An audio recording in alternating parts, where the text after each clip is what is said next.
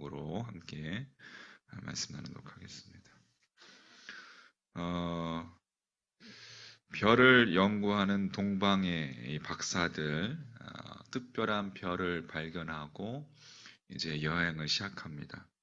그리고 유대인의 왕으로 나신 이를 경배하고자 하는 목적으로 이제 예루살렘에 도달하게 되죠.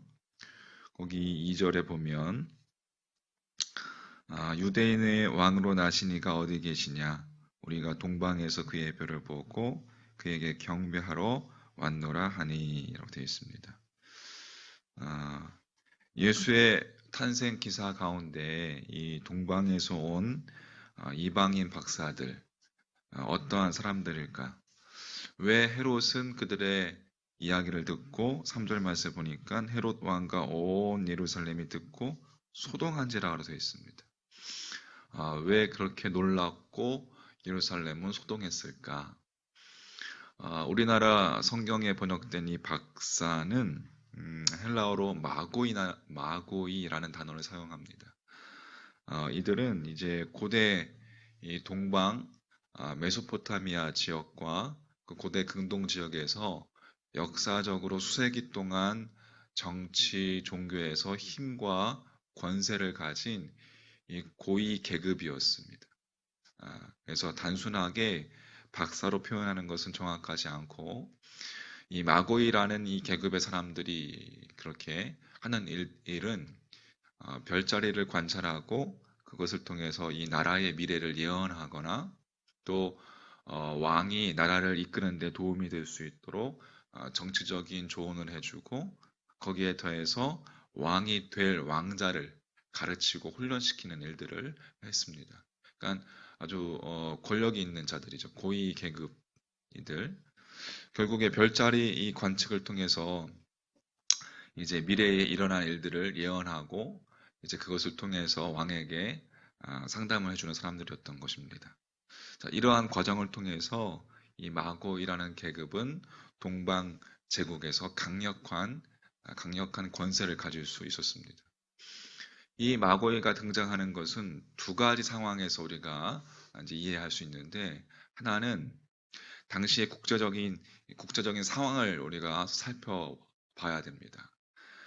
마고이 계급은 동방의 바벨론 제국이 멸망하고 그 자리에 서방의 헬라나 또 로마가 이 동방 제국 안으로 침탈해 들어오는 것에 대해서 심한 반감을 가지고 있었습니다. 실제로 이 마고이가 이런 반감을 기반으로 해서 서방 제국인 로마가 그 메소포타미아 전 지역에 군주로 등장하는 것에 대항하기 위해서 이 동방의 페르시아 왕조를 전적으로 후원하게 됩니다. 이것이 로마 제국에서는 반란의 기초로 인식이 되었던 것이죠.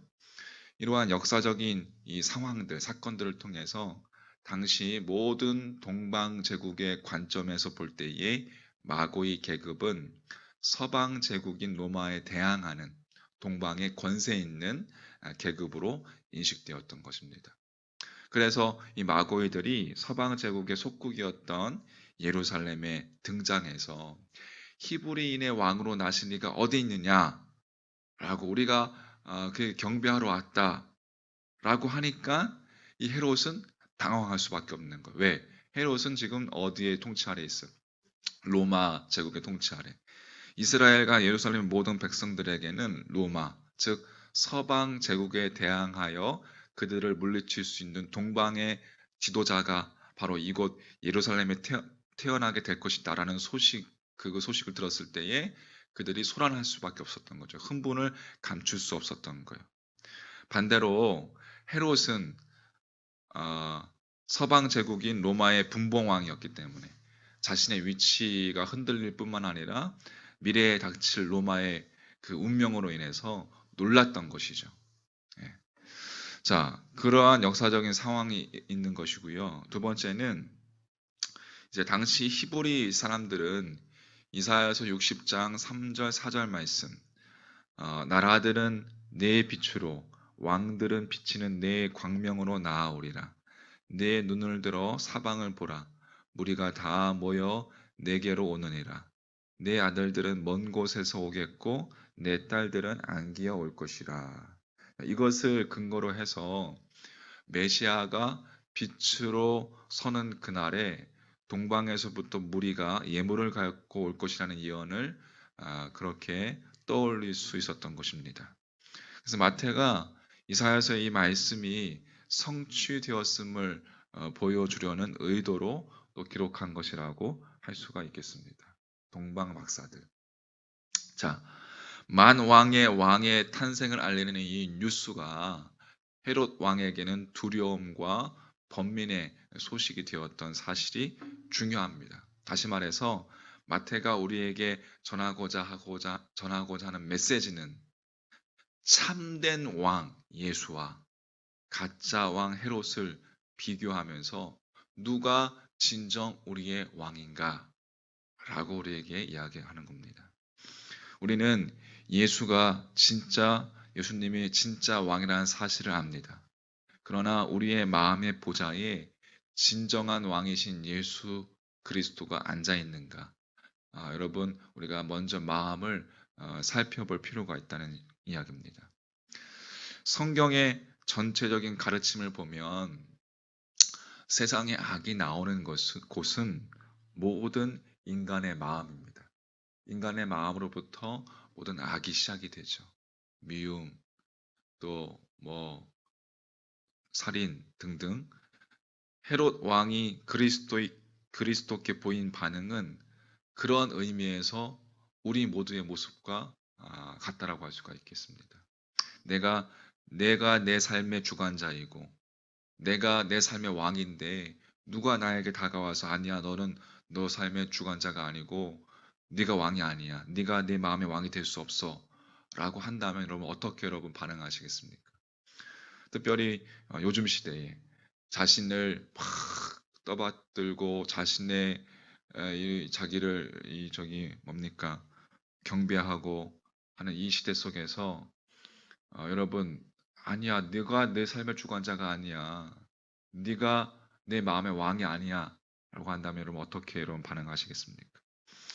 로마서 8장 7절 8절에 사도 바울이 이야기했듯이 우리는 본능적 상태에서 인간의 생각은 하나님을 향해서 적의 내지는 증오가 우리 본능적 상태에 그렇게 포함되어 있습니다. 그게 죄의 본질이죠. 육신의 생각은 하나님의 법에 굴복하지 아니할 뿐 아니라 할 수도 없습니다 라고 그렇게 바울은 이야기합니다. 다시 말해서 우리 인간 마음의 중심에는 아무도 나에게 이래라 저래라 할 수 없어 라는 본능이 숨겨져 있다는 거예요. 누구에게나 우리 인간 마음의 본질적인 본능 중심에는. 성경에 따르면 궁극적으로 세상의 악은 자기중심적이고 독선적이고 자아도취적인 모든 인간의 마음에서 비롯된다라고 성경은 그렇게 우리에게 이야기해주고 있습니다.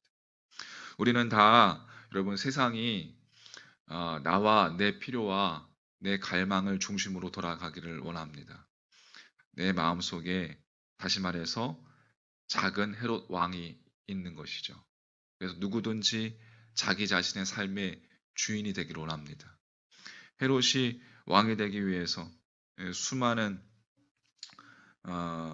술수와 곤모술수를 사용해서 헤롯이 왕이 되었어요. 헤롯이 온갖 그러한 술수와 폭력으로 권력을 탐한 모습, 우리 자신의 본성을 잘 보여준다고 할 수가 있겠죠. 우리 삶을 주관하실 권리가 당연히 하나님께 있다는 것을 우리는 알지만 하나님께 있지만 우리는 거기에 저항합니다. 본능적으로 저항하다 못해서 저기를 품기까지 합니다. 아니, 하나님 이럴 수 있습니까? 하나님을 향해서 우리가 손가락질을 하고 때로는 하나님을 향해서 그렇게 저기를 품을 때가 있다는 거예요. 자신의 입맛대로 우리 자신의 입맛대로 하나님을 지어내서 참 하나님을 향한 그 적대적인 감정을 감춥니다. 우리는 하나님을 내가 바라는 방식대로 하나님이 복을 주실 수밖에 없도록 그렇게 하나님을 길들이려고 합니다. 여러분, 조건 없이 하나님을 섬기는 것이 아니라 나의 의를 내세워서 그분을 내 마음대로 하실 수밖에 없게 만드는 인간의 모습, 그게 우리들의 모습이라는 거예요. 이러한 우리를 향해서 마태는 우리에게 이야기해 주는 겁니다. 우리에게 메시지를 던지고 있습니다. 왕이 어디에 계시냐? 진정한 왕이 어디 있느냐? 라고 묻는 겁니다.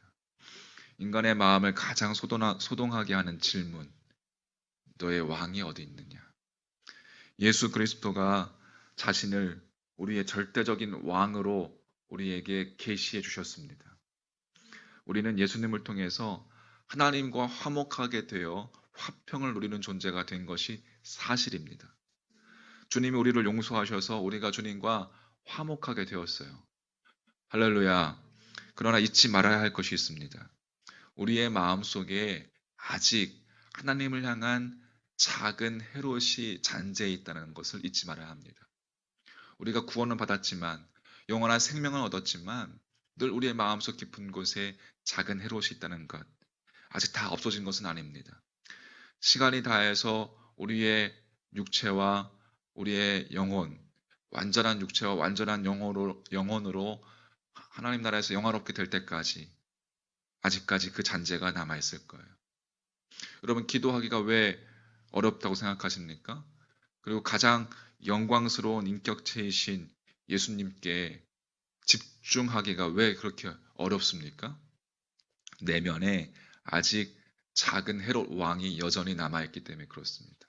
아직도 내가 내 삶의 주관자야, 내 삶의 왕이야 라고 생각하는 우리의 마음의 본능적인 모습이 잔재해 있기 때문에 우리는 그만큼 그러므로 그리스도인으로서 우리가 성장해야 되고 우리가 성화의 모습으로, 성화의 삶으로 살아가야 된다는 것.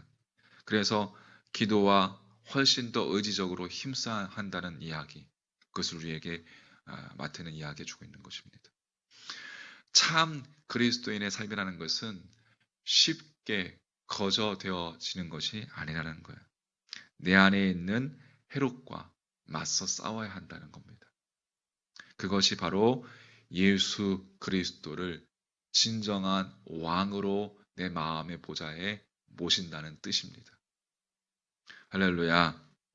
오늘 예수님을 진정한 왕으로 모시고 예수님에게만 찬양과 경배를 올려드리는 참된 그리스도의 삶이 되기를 주님의 이름으로 축복합니다. 마태복음의 전체적인 여러분 핵심 메시지는 오늘 제목처럼 왕이신, 참된 왕이신, 참 왕이신 예수 그리스도, 우리의 왕이 되신 예수 그리스도의 관점으로 마태복음을 읽으면 마태복음이 여러분 보일 것입니다. 그렇게 오늘도 또 한 주간도 주님을 왕으로 모셔드리고 내 삶의 주관장으로 모셔드리고 주님께 내 삶의 모든 것을 의지하고 신뢰하며 승리하는 한 주간 되시기를 주님의 이름으로 간절히 축원합니다. 아멘.